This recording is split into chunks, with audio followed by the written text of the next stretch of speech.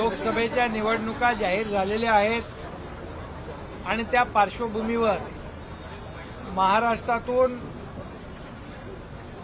45 पेक्षा जास्तीच्या जागा महायुतीच्या आल्या पाहिजे यासाठी प्रत्येक मतदारसंघामध्ये शिवसैनिक पदाधिकारी, महिला आघाडी, युवा सेना अतिशय सक्षमपणे त्यांनी काम केलं पाहिजे।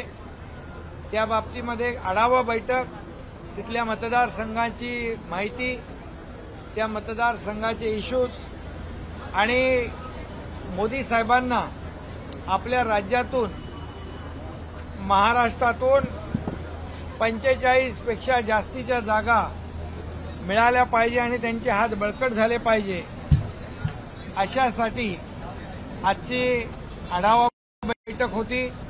त्यामध्ये आमचे प्रत्येक मतदारसंघातले निरीक्षक असतील, त्या भागातले पदाधिकारी असतील, प्रवक्ते, नेते, जे स्टार प्रचारक, आमदार, खासदार, जिल्हा प्रमुख, तालुका प्रमुख या सगळ्यांची एक चर्चा झाली आणि या बैठकीमधून या जागा ज्या आहेत आपल्याला जिंकता कशा येतील यासाठी एक व्यूहरचना असेल आणि त्याचा आढावा असेल यासाठी ही बैठक महत्वाची बैठक होती। उद्धव ठाकरे यांनी टीका करताना पुन्हा एकदा मोदींची तुलना ही औरंगजेबाशी केलेली आहे, त्याबद्दल आपली काय प्रतिक्रिया? खरं म्हणजे हे दुर्दैव आहे। देशभक्त आणि राष्ट्रभक्त या देशाचे प्रधानमंत्री मोदी साहेबांनी या देशाला एक नवा आयाम दिला, नवी उंची दिली आणि बाळासाहेबांचं जे स्वप्न होतं राम मंदिर बांधण्याचं, 370 कलम हटवण्याचं, ते त्यांनी पूर्ण केलं। अशा आदरणीय प्रधानमंत्री महोदयांना औरंगजेब म्हणणं म्हणजे या देशाचा अपमान आहे। हा खरं म्हणजे प्रधानमंत्री महोदयाला औरंगजेबाची तुलना, उपमा देणं हा देशद्रोह आहे आणि खऱ्या अर्थाने यांची निंदा करावी तेवढी थोडी आहे।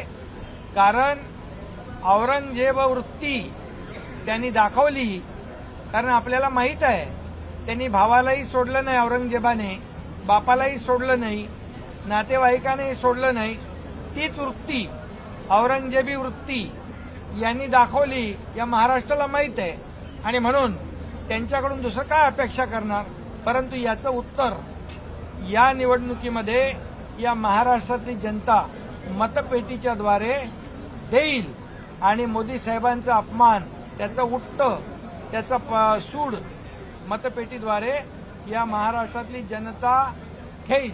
उद्धव ठाकरे यांनी केंद्रीय गृहमंत्री अमित शहा यांच्यावरती टीका करताना म्हटलंय की मणिपूरमध्ये त्यांनी शेपूट घातलेला आहे, त्यावरती काय? खरं म्हणजे देशाचे कणखर आणि धाडसी गृहमंत्री यांनी मोदी साहेबांच्या मार्गदर्शनाखाली 370 कलम हटवलं। जे एक स्वप्न होतं किंवा स्वप्नवत वाटत होतं ते त्यांनी करून दाखवलं आणि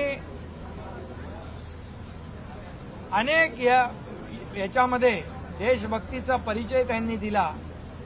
त्यांना शेपूट घालणं म्हटणं म्हणजे ही मर्दुमकी नाही, खरं म्हणजे त्यांचा निषेध केला पाहिजे।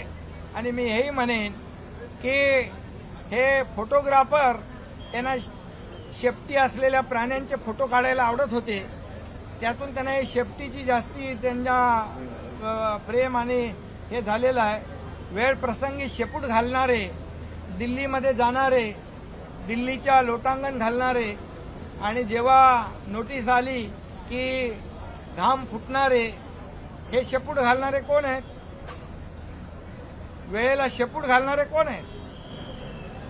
आणि खुर्चीसाठी, सत्तेसाठी, मुख्यमंत्री पदासाठी कोणी शेपूट घातलं? सगळं सोडलं, विचार सोडले बाळासाहेबांचे। त्यामुळे आज राज ठाकरे यांच्याबरोबर आपली एक बैठक झाली, त्याबद्दल काय सांगाल? त्यांच्याबरोबर चर्चा झाली आहे। चर्चा सुरू आहे. योग्य वेळी योग्य निर्णय होईल.